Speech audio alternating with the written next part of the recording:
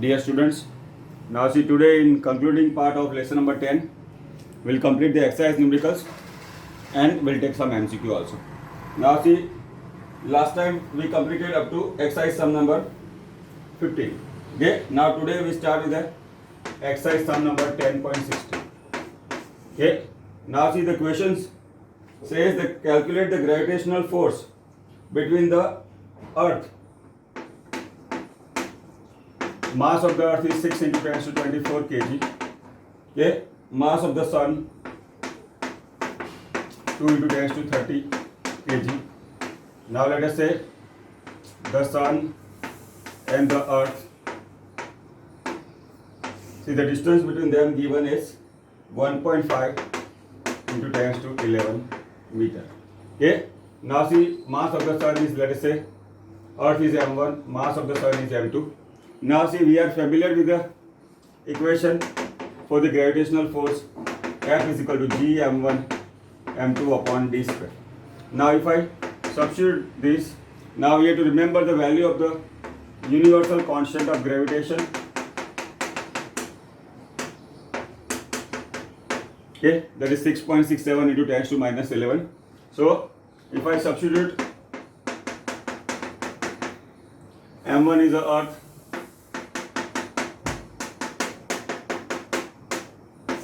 okay, and the distance is 1.5. Okay, now see the equation is g m1 m2 upon d square.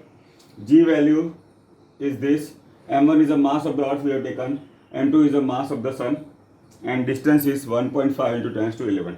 So if I solve this, we'll get 3.56 into 10 to 22 Newton. You can understand how large the value of the force between the earth and the sun, that is the gravitational force. Now see our next question. Okay, exercise number 10.70.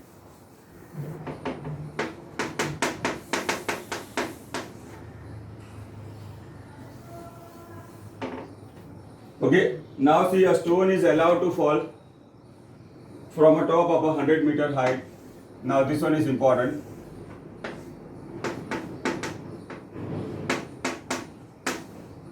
Now let us say first stone, see it is allowed to fall freely, V0 is 0. Okay, now at the same time, okay, now it is the bottom of the tower. See another stone, identical stone, is thrown in upward, vertically upward direction, okay, with a velocity of 25 meter per second. See we have to calculate when and where. When means we have to find out the time, and where, at what distance. Okay, let us say they meet. Okay, now let us say, see the distance traveled by the first stone, let us say x. Okay, so what is the distance traveled by the another stone? 100 minus x. Why? See the total distance is 100 meters. So if I write equation for motion of stone 1, now we know this is falling because of the gravitational force or because of the gravity. V0 is V0, 0. See the distance travel is x, g is 9.8, okay, meter per second square. Now is the equation of a free falling object, x or d is equal to half gt square. Why? Because V0 is 0. Now we can write the equation of motion of stone 2, which is thrown in a vertically upward direction with the velocity. Now g is minus 9.8, okay, or you can write minus g. See what is the distance here? 100 minus x. Again we use the same equation, d is equal to V0 t plus half at square. Okay, a is minus g. Okay, now if I substitute the value, you will get 25t plus 1 by 2 minus g t square. See value of g I intend to put later on. Okay, Now this is the equation of stone 1. This will be the equation of stone 2. Now if I add these two equations,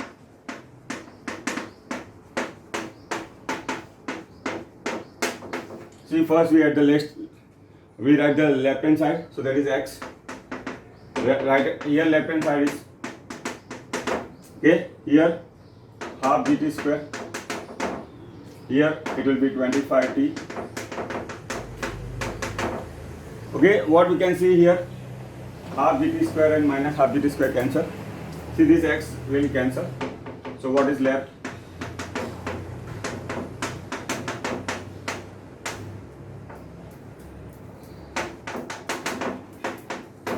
Okay, so when I add these two equations, equation number 1 and 2, what we get? T is equal to 4 seconds. So when means time. So we can see that at t is equal to 4 seconds both meet. Now we have to calculate the distance covered. Okay, we have to calculate the distance covered. Now the distance covered, x is half gt square, 1 by 2, g is 9.8, t is 4 we are getting.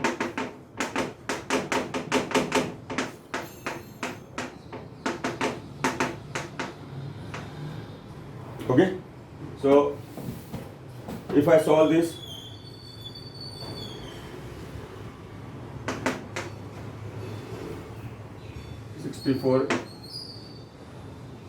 okay, 78.4. Now see from the top, x we have taken from the top. So if I want to calculate from the bottom,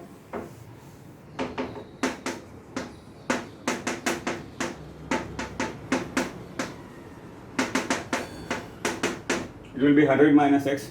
See, if it is asking MCQ, you have to see what are the options available depending on the question. So 100 minus x will make, okay, so this will turn out to be 21.6 meters. Okay, this is how I feel very important question. Okay, this is you studied in the motion also. Okay, so this one is a good question. This is how we can solve exercise sum number 10.70. Now see, our next question is exercise sum number 10.18.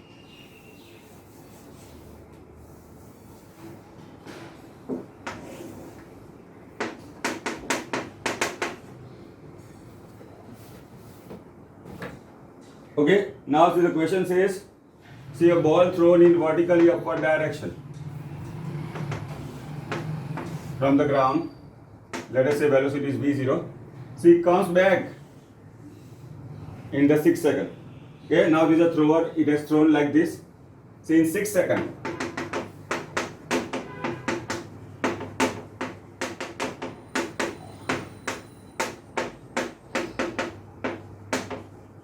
Okay, we have to calculate the velocity with which it was thrown. So v0 we have to find out, and the height or distance covered.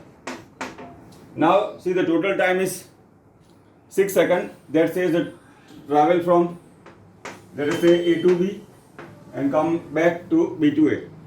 So total time is 6 seconds. So time taken for one side journey, let us say from A to B,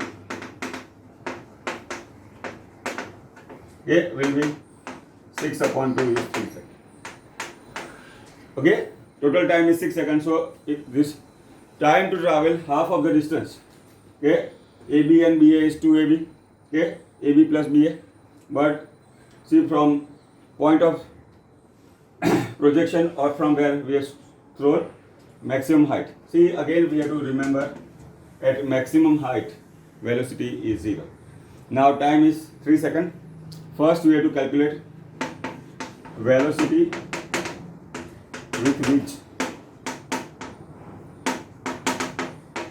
it was thrown. Second, we have to calculate maximum height.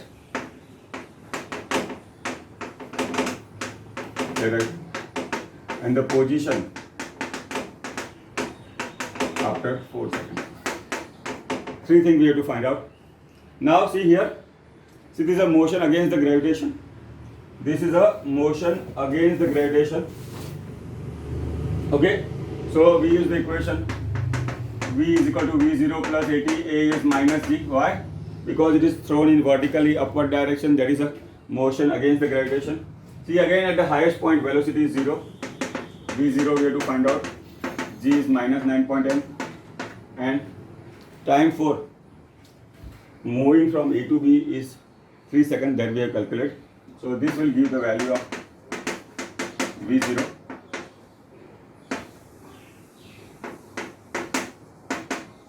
Okay, so this is how we can calculate the velocity which it was thrown.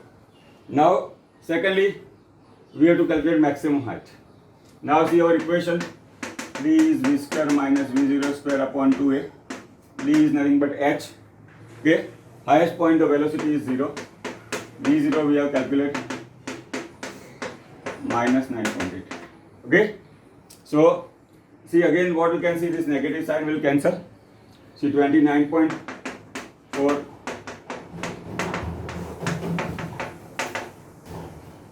Okay, so if I solve, we'll get 44.1 meters. So this is the second part. See the maximum height at n is 44.1. Now see the third position after 4 seconds. Okay, position after 4 seconds.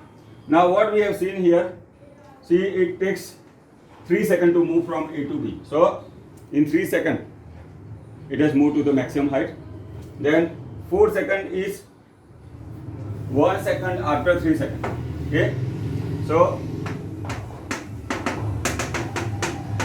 1 second. So once it has reached here, let us say distance covered is y. Okay, here it is a free falling object and g is 9.8. Okay, and distance covered is h, time is 1 second. So we can say d is equal to half or y is equal to half gt square. Why? This is again a free falling object. Okay, 1 by 2, 9.8. Okay, this we have obtained as 4.9 meter. Now see, if I consider bottom of the tower as a reference point, let us say this is my reference point. So the position from bottom of tower,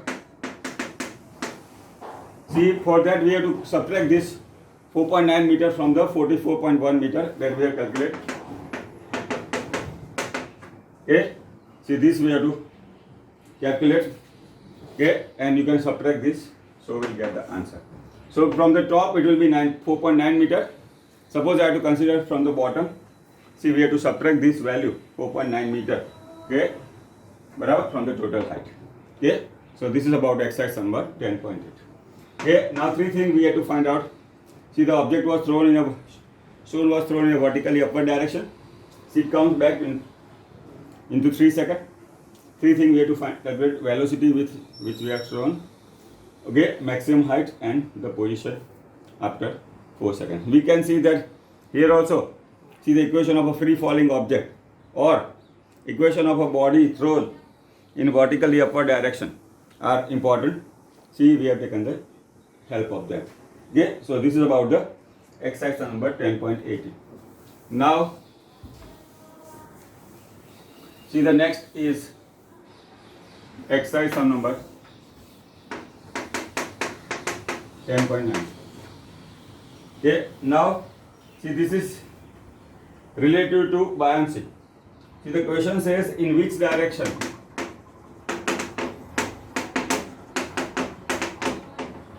the buoyant force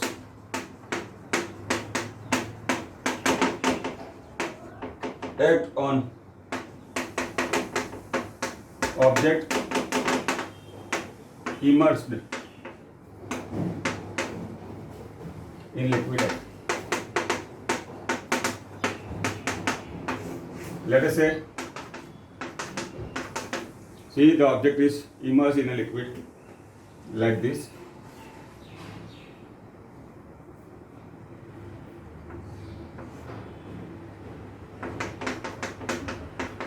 Okay, now see the direction of the buoyant force.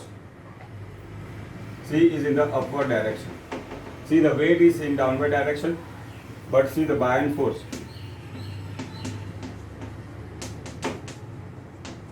Okay, act as a in upward direction at the center of the mass of the object. But right now, we want only simple answer. Okay, the buoyant force will act in upward direction.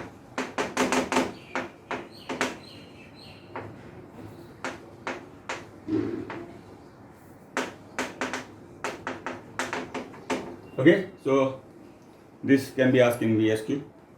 See the next one. Exercise number 10.20. Why does a block of plastic released in underwater? Why does block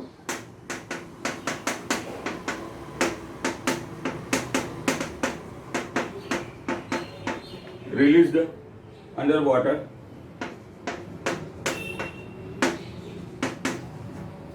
comes up to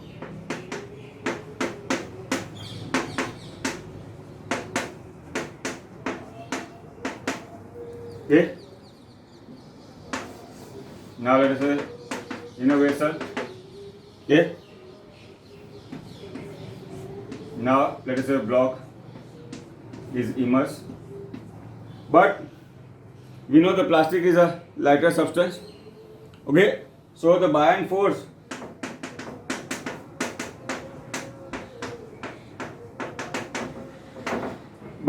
acting on it will be more than the weight of the plastic. That's why it comes up. Buoyant force acting is more than weight of the plastic. Hence, okay, it comes up. Okay, on water surface. Okay, so see the plastic is a lighter substance. Okay, that's why when we immerse it in the water, see the buoyant force will be more. That's why see it will come back on the water surface. So this is about exercise number 10.20. Now see, next is exercise number 10.21.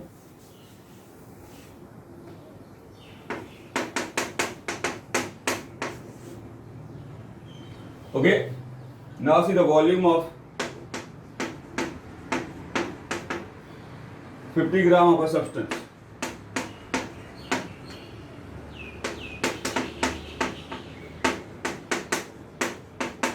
Is 20 centimeter cube.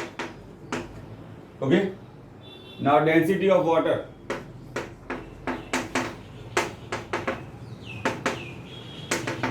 One gram per centimeter cube. Okay, this substance will float or sink in the water. Now see here, water density is given 1 centimeter gram per centimeter cube. See, for a given substance, what we are given? Mass and volume. So from that we can find out the density. So density of substance or a material, D is mass upon volume. Mass is 20. Okay, see, volume of 50 grams, mass is in gram and volume in centimeter cube. Density is mass upon volume, 50 upon 20. Now, see the water density is 1, density of the material is 2.5, which is larger than the density of water.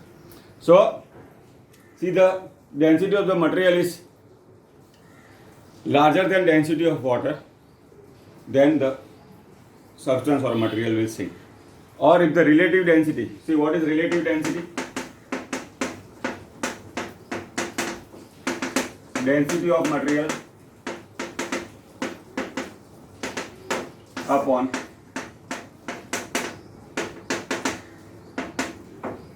I explained earlier in the theory part also. See here, density is 2.5 water density. Okay, more than 1, see the material will sink.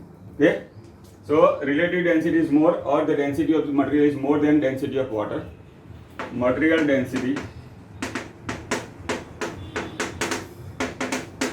is more than of water. That's why, see, the substance or material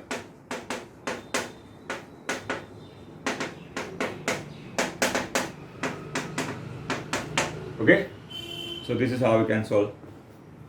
Here we have to find out whether the substance will float or sink, okay, in the water. So mass is given, volume is also given. Right now it is in CGS. Then also we should not worry. Density is mass upon volume, that we have calculated. 50 upon 20 is 2.5. Okay. So here the density of the material is more than density of water. See, that's why it will sink, okay, in the water. Now next is, see, exercise sum number 22.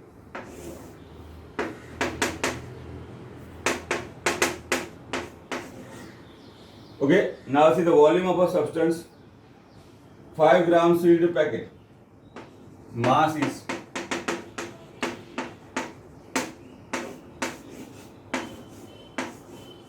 now let us say packet, we can say volume is okay, whether this packet will sink or float on the water. Okay, water density 1 gram per centimeter cube. Okay, now here also we have to use the same method we have used in the previous sum.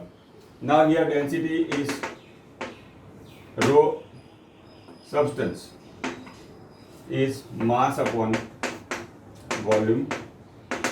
Mass is 500 gram.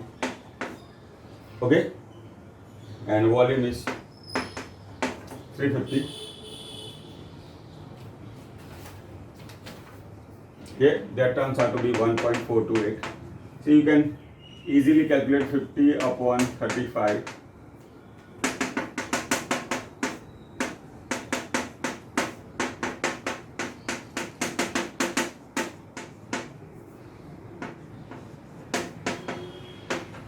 Okay, now this also is more than density of water. So rho substance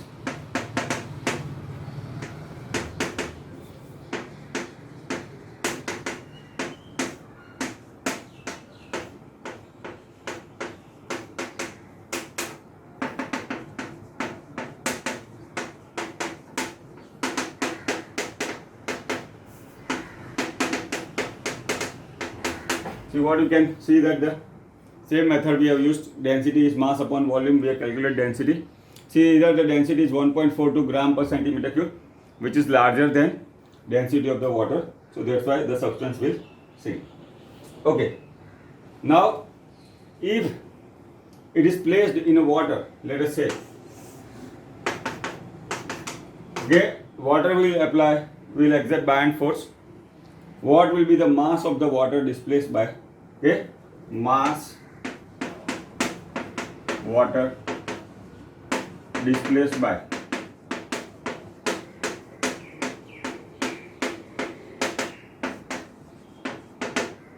okay.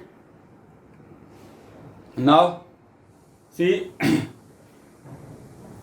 see the buoyant force is mg, but it is rho vg. Okay, but if I want to calculate mass into rho into v, okay, rho is the density of water, v is the volume of the substance. See, what is density of the water? 1 gram per centimeter cube. What is the volume?